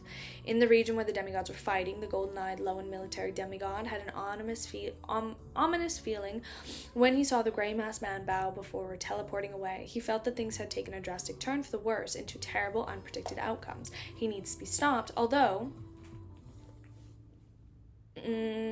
I don't know what he did. He needs to be stopped. What the fuck are you reading? Shut up, dude. Although I don't know what he did, he needs to be stopped. Such a thought instantly surfaced in his mind as the golden-eyed demigod immediately activated his ring. He used traveling against traveling, teleporting and pursuing teleporting. However, in the short span of time, he realized that he was unable to lock on to the mysterious person's aura. In other words, he had either created an interference at the demigod level, or he had teleported somewhere very, very far away. Regardless of which possibility it was, it meant that any pursuit attempt would easily face failure. And more importantly, if he were to leaving the lady to fend against Mosi and the other Rose School thought demigod alone, that would be an extremely dangerous situation. After all, the mysterious power in the area had not weakened to the point where real firearms could pose a threat in their suppressed selves. Besides, they haven't been at any losses yet. The mummy is still around, with the person only taking away some soil rich in spirituality. The golden-eyed demigod swept his gaze to the mummy, who was standing blankly in a spot, before casting the gaze back on Mamosi. Suddenly, the mummy, wrapped in yellowish-brown bandages, was soaked in red liquid, had vanished from the four demigod spiritual perceptions. The mummy had vanished without any warning. For a second, Mosi and the other gods felt as though they had watched an interesting magic show or a play but a mischievous element in it. Sadly, as demigods, they couldn't tell how it was done. Moments later, having lost their target, Momosi and the other Rose School thought demigods didn't hesitate and make their figures fade away into the bid to escape the spirit world. The golden-eyed demigod lady tried hard to stop them. After 2 teleports, Klein returned to the 2-bedroom apartment at Backlund, which they had rented ahead of time with Sharon and Merrick. "I'll pay you based on what we agreed upon," Sharon said as she found her footing. At the same time, she returned to Sherlock Moriarty the iron cigar case. They had previously agreed that regardless of the outcome, Sharon would provide him with information regarding the spirit world plunders. If they succeeded, she would pay another 3,500 Lowen gold coins or 5,000 pounds. Klein received his iron cigar case, which had corrosive signs on the surface. He had held it in his hand. He sensed Isaac's copper whistle slightly jumping inside. He quickly put it away and gave Sharon and Merrick a smile. "Might I trouble you to wait outside? Give me 5 minutes." His tone is very firm. It's as if he's succeeded. What can he do in 5 minutes? It's impossible for him to teleport again and bring back the mummy.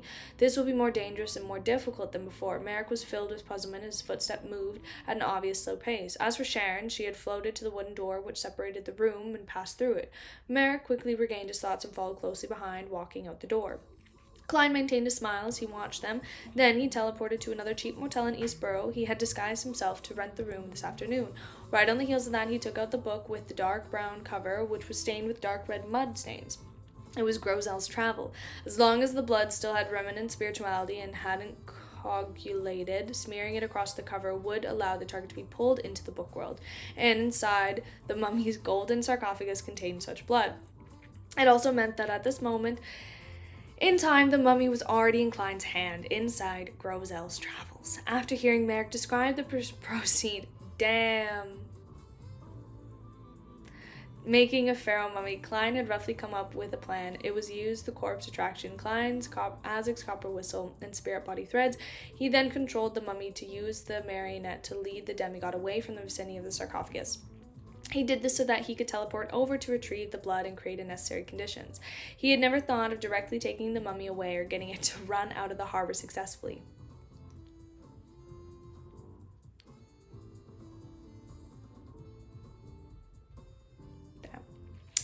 It was still beyond their capabilities. It might not even work. Even he spent a large sum of money to summon Miss Messenger Renette Tinker. Therefore, despite Isaac's copper whistle and the mummy's reanimation appearing to the goal of the plan, it was a fact simply a method and manipulate the misdirect that allowed the other actors to ignore the situation in the golden sarcophagus.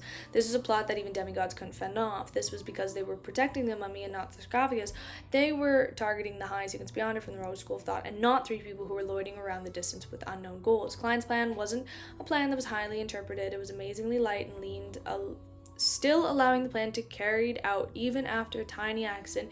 He had very few parameters he needed to take into account. As long as the hurricane successfully toppled the sarcophagus, as long as Sharon followed his instructions and moved to a regular trajectory, as long as the military didn't have the manpower to easily finish off the Rose School of Thought demigods, all he needed to do was wait for an opportunity to appear after the demigod left the vicinity in the sarcophagus and the mummy wasn't possessed by an evil spirit. Holy shit. All he needed to do was teleport over and retrieve something that soaked in liquid before escaping. This didn't need him to worry about the exact developments of the demigod battle. He didn't care who gained the upper hand or injured. He also didn't need the mummy to run a certain distance to consider it a victory. As long as it started moving and became difficult to be caught, there wasn't any problems. Towards the end, his bow It's partly to make it easy to scoop up the soil as a curtain call, and also partly to press Grozel's travel to his chest. If any accidents happened, he could immediately pull it out and use it as a shield. It was precisely because of that Klein smeared the blood-soaked soil across the cover just as he teleported. Everything else ran as expected and directly was quite successful as Klein reflected over the matter. He felt his potion digest. Oh. Just his potions digest and accelerate. He didn't delay as he quickly set up the ritual. He sacrificed Grozel's travels above the grey fog, and then in his spirit body state, he brought creeping hunger, Azic's upper whistle, and the soul assures beyond a characteristic and Sharon's anti-hex golden being into the book world. Holy fuck. Also, last chapter.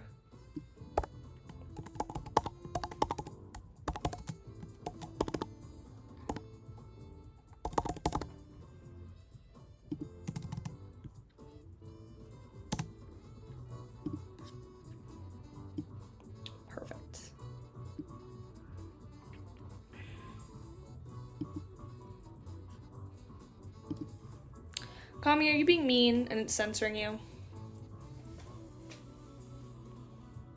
That's what I'm wondering. Ow, my foot.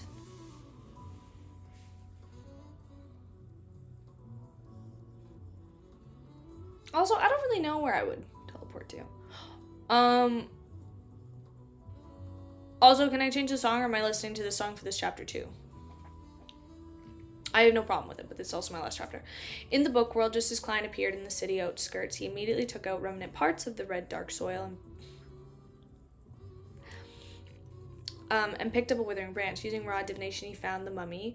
He was worried that the manifestation of hexes would harm the residents here, although the book world didn't have any lack of sequence 5 beyonders, and the mummy remained in the muddled state, having lost the stimulus from Azic's copper whistle. It was still a demigod when it was alive. The hexes that its corpse produced. What the fuck am I reading? I keep losing my train of thought. After his death, were bound to the extraordinary. Even Klein himself didn't dare approach it, not for anti-hex. Golden Bean and the Sharon was giving... and Sharon had given him, of course, Klein had also weighed the consequences before deciding and using Grozel's travel to steal the mummy. He previous experiences in the encounters of others had proven one thing. Outsiders would not directly appear before the natives and entered the book world. It required Okay. Perfect. Lovely. Finish off the stream, chilling out. Okay. Following direction led by the raw divination, Klein flew towards the nearby mountain peak. Soon he came to the valley. At this moment, the mummy, wrapped in yellowish-brown bandages, was dyed red from liquid, had appeared, and still wearing the golden mask with patterns across it. Its throat was letting out an inhuman sound, and it rushed over to the wide strides. The surroundings turned gloomy. At the same time, many incomplete animals' carcasses tore away at the soil, covering them in the valley as they staggered towards Klein.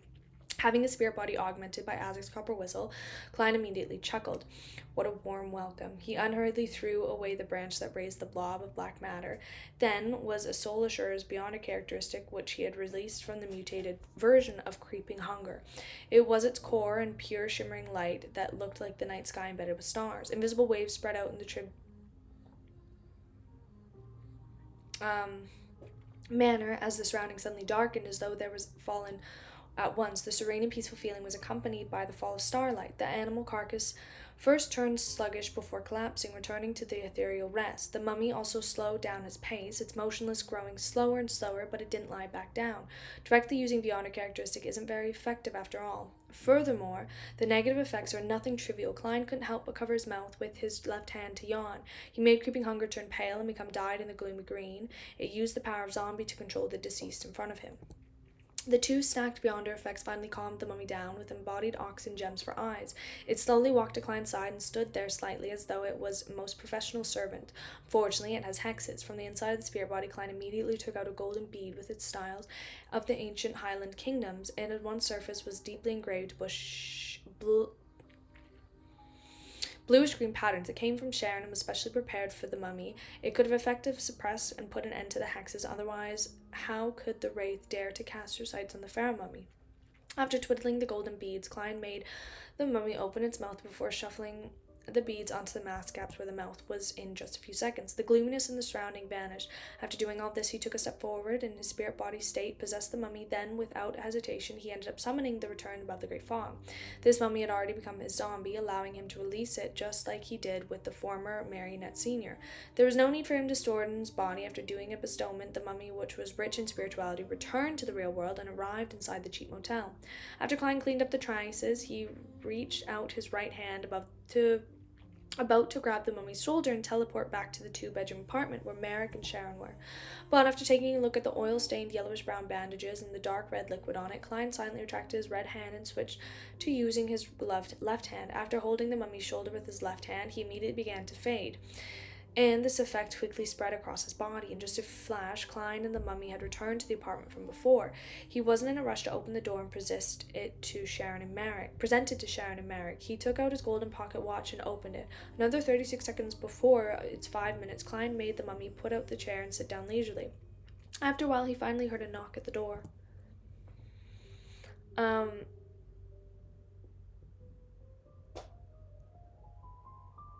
fuck? Come on in, Klein replied with a smile as he controlled the mummy to walk over. When the door creaked open, the thin figure with the golden patterned mask and yellowish-brown bandages reflected in the duo's eyes. The figure's oxen gems shimmered before it swiftly lay itself down on the ground. Momentarily, Sharon and Merrick were at a loss for words. Having already used the wall of spirituality to isolate Isaac's copper whistle, Klein dispelled his control over the zombie and pointed it with a smile. I'm leaving the rest to you. And this brings the curtain down for my direct play, Klein commented inwardly as he silently took the sensation of his potion rapidly digesting. This made him believe that it didn't need to take him up till the end of the year to consider the problem of advancing to the level of demigod. It might be expedited by 2, even 3 months. Furthermore, with this digestion, the number of marionettes he could control finally rose to 2. The maximum limit reached 200 meters. Faced with the enemies with the same level of spirit body as his, gaining initial control of the target and completely converting them into marionette was respectively reduced to 10 seconds and 150 seconds. The range had also been expanded by 10 meters. You really succeeded. Merrick's eyes stared at the mummy as he couldn't help but mutter. He could even imagine that it could be success. Sherlock Moriarty had managed to successfully steal something for demigod. Bro, why are you leaving me right now? Where are you going? 4 demigods and 2 terrifying sealed artifacts were vying for. Furthermore, this gentleman had previously returned empty-handed. Could it be that the mummy had delivered itself? Deep inside Sharon's blue eyes, her emotions were concealed and they were completely calm. She scrutinized the target. After confirming that it was the pharaoh mummy and that it was the mummy, she cast her gaze to Sherlock Moriarty, who was sealed with his legs crossed. She opened her mouth slightly before closing it. Thank you. I'll mail you the corresponding payment. I'll wish you all the best and everything. Klein replied sincerely. He then silently had a poignant thought. If Miss Sharon can successfully advance sequence 4, it means that I have additional demigod-level helper. The saying from the Foodaholic Empire is apparently relying on your parents at home, depending on your friends when out. The more demigod-level friends, the merrier. The Tarot Club needs to develop more friends and reduce our enemies. However, many enemies seem to be ever increasing. Having thought of that, Klein exhorted them, be careful of being hunted down. The mummy had too many items in the Lowen military's possession. It was very simple for them to be beyond our methods to lock onto. Klein's paper angel interference was only effective for a limited amount of time. Of course, he believed that Sharon and Merrick were prepared, otherwise they would have had thoughts on stealing the pharaoh mummy. Likewise, he also believed that they could deal with the origins of the grey metal mass and special fireworks. If it's Donitz, he would most likely say it didn't cross his mind. Klein did a comparison of the particular hunter failure. Why are we always so mean to Donitz? Sharon nodded, indicating that she would take note. Then she made the mummy into her zombie and brought it to the spirit world. Thank you for your help, Merrick, who stayed behind in the room, exhaled. He composed his struggling emotions and bowed at Sherlock Moriarty. Following that, he left his room, removing his disguise and blended into the crowd in Eastborough. During the process, Klein remained silent, sitting on his chair and silently watched them leave. At some point in time...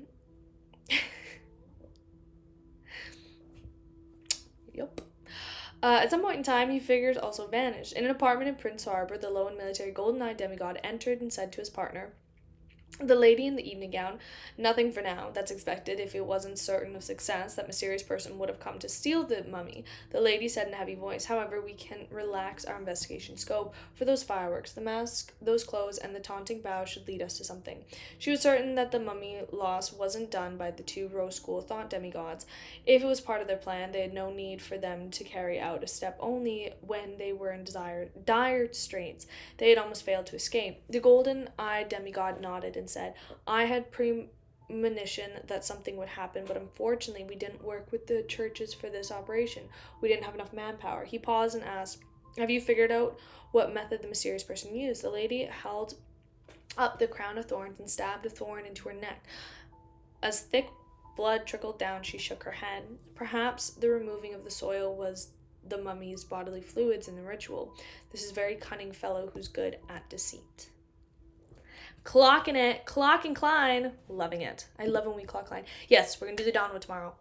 I think we're on, what are we on? Episode 9 and 10 of the Donald. So we'll do episode 9 and 10, or 8 and 9. 8 and 9. We'll do episode 8, 9, 10, 11, 12, 30. Yeah. We're doing episodes 8 and 9 tomorrow. Other than that, thanks so much for coming. Thanks so much for hanging out. We skipped episode 6 because I was told not to do episode 6 because it has spoilers, which is fine. So we just left that. Other than that, thank you so much for coming. Y'all have a wonderful day. Y'all have a wonderful night wherever you're at, and I will see you guys next time.